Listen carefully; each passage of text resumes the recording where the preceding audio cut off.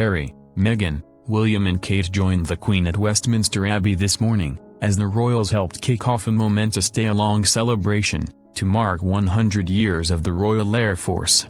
The Fab Four led a host of dignitaries and politicians, including embattled Prime Minister Theresa May, into the service for the first of several events to take part today, ahead of one of the largest military flypasts in recent memory this afternoon. Up to 100 aircraft from Battle of Britain-era Spitfires and Lancaster bombers to Britain's cutting-edge F-35 stealth fighter jets will take to the skies, before thundering over Buckingham Palace 15 minutes later. Thousands are expected to line the streets to catch a glimpse of the iconic flypast, while more than 1,000 servicemen and women took part in a parade on the Mall. William and Kate arrived at the Abbey this morning less than 24 hours after Prince Louis' christening at St. James's Palace, attended by Harry, Meghan, Charles, Camilla and the Middletons. But the Queen and Prince Philip were not there, because of a busy week for the 92-year-old monarch, including Trump's 3-day visit to the UK from Thursday.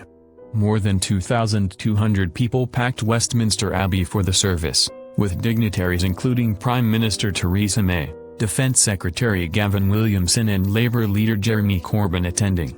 The Archbishop of Canterbury, Justin Welby, addressed the congregation and said the Royal Air Force has in its first 100 years, been a decisive factor in serving the country, as well as being key in protecting democracy and freedom.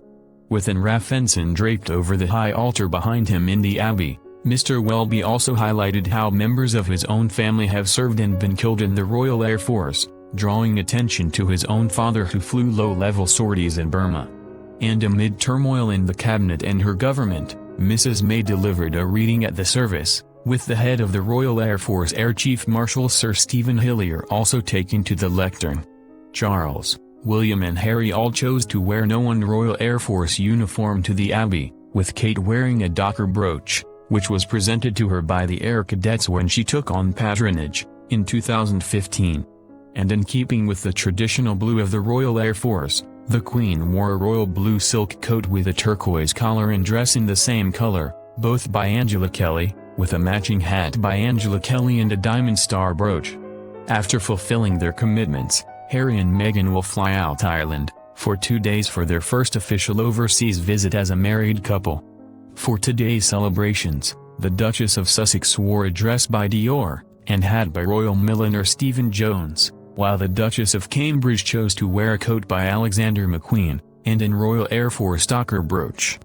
Despite still being on maternity leave, after giving birth to Louis only 11 weeks ago, it is understood Kate felt the celebrations were important to attend if she could, having also taken part in Louis' christening yesterday.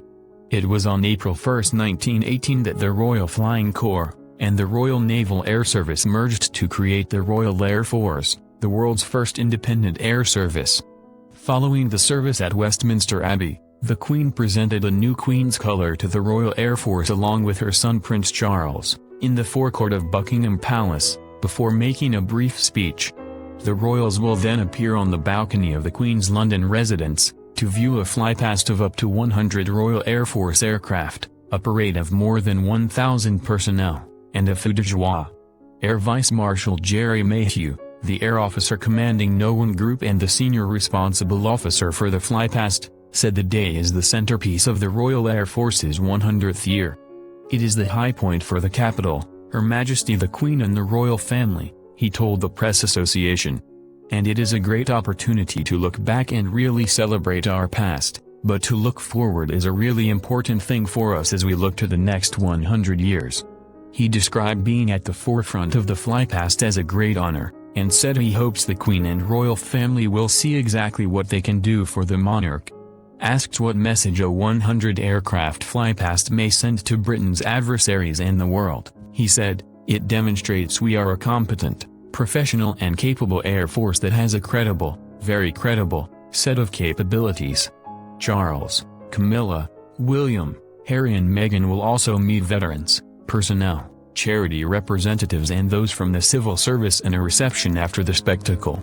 Just 15 years after the first ever powered flight undertaken by the Wright brothers, the decision to create the Royal Air Force was made, after the War Cabinet inquiry criticized the poor organization of Britain's air forces.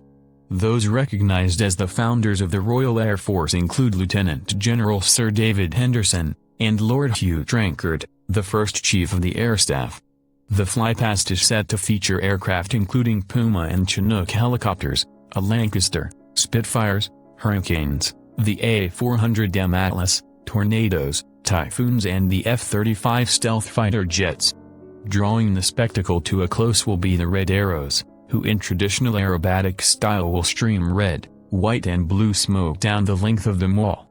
The officer commanding the Red Arrows, Wing Commander Andrew Keith, who took the helm in August, said it is an incredible year to be leading them. We will put the red, white and blue on at the end of the flypast, which I think is a fitting way to end it, which is great, he said. During the flypast, he said he will be flying in the formation in the back seat of the team leader's jet, getting a few photos. It is going to be business as usual for us, and hopefully clocking over that 100th aircraft, he said when asked if they will be doing anything different on the day.